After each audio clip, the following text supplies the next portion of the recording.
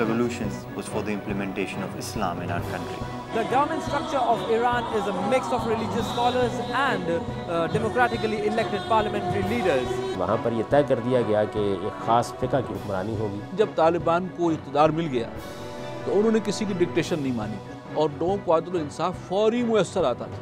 वहाँ तो अफ़गान कौम है ना, अफ़गान कौम ने क्या मंतखब किया था?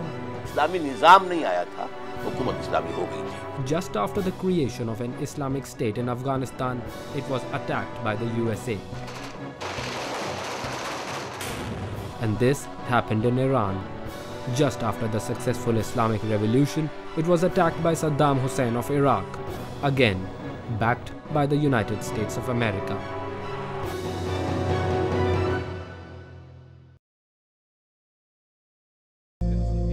The journey to understand the conflict between state and religion has led us to explore the rise and fall of a civilization termed as one of the greatest in history. A civilization that started from Arabia, expanded to a vast area of the world, and finally became just a part of history books. Today, the journey brings us to a country which was envisaged to become the focal point of the revival of the Muslim civilization. The land that is mine, yours, ours. The land that we call home. This is the State of Sharia, and I am Uwais Mangalwala.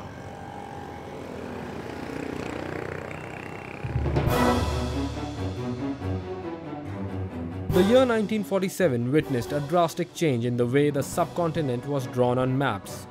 It was the partition of the subcontinent into two separate states. One of them was Pakistan, the only ideological state in the world other than Israel. A country whose creation was not backed by any illegal occupation, military uprising, revolt, insurgency or terrorism. It was on the basis of a theory called the two-nation theory.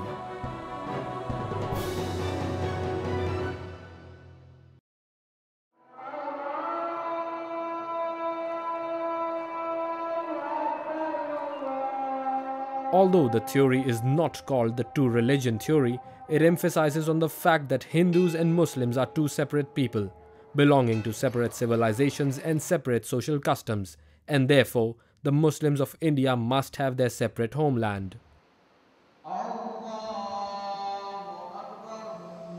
Whether this homeland would be a secular state or an Islamic state is the ideological debate between scholars of today who understand the founding fathers of Pakistan in their own ways. The executing force behind this idea, Muhammad Ali Jinnah, was again not someone who had studied in a madrasa or had any formal religious education.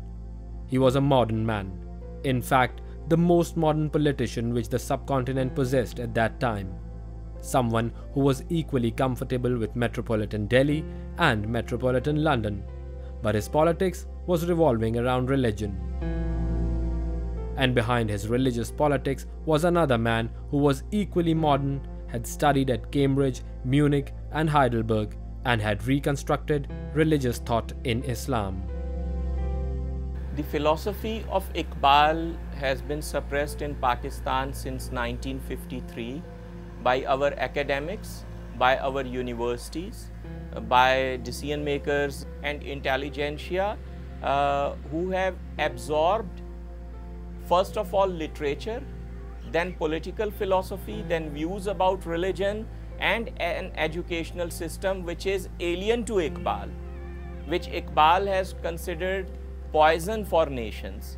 And because they want to sustain that, therefore they are the ones who suppress the philosophy of Iqbal. Khurram Ali has researched on Iqbal in depth.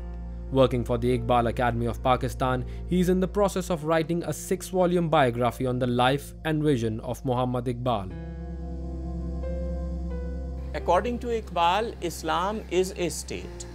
Islam means unity, and you cannot bifurcate this unity into matter and spirit or religion and state, because when you do that, then there is injustice and some people take advantage. Inspired by the ideas of Iqbal, Jinnah spoke many times of implementing Islamic social justice and Islamic democracy. On the inauguration of the State Bank of Pakistan, he even called for implementing rules of Islamic economics, condemning Western economics and blaming it for 2 world wars. Now, secularism gave a lot of rights to people in the 18th century and in the 19th century, but we forget that it gave those rights to societies where almost everyone belonged to the same religion. Will it also apply to societies where there are minorities who have had hostile past towards each other? Many people argue that Jinnah wanted a secular state, and they quote him, "You are free. You are free to go to your temples, your mosques and any other places of worship in the state of Pakistan. And your caste, your creed and your religion has got nothing to do with the business of the state." But isn't this the basic rule followed in an Islamic government? Everyone is free to follow their own religion, and everyone is equal in the eyes of the law, no matter what religion they belong to. Allama Iqbal, Quaid-e-Azam and Liaquat Ali Khan are unanimous on this point in all their key statements that in Pakistan there cannot be eventually any distinction between people on the basis of religion in terms of politics. However, they also agree that this is something which has to evolve naturally.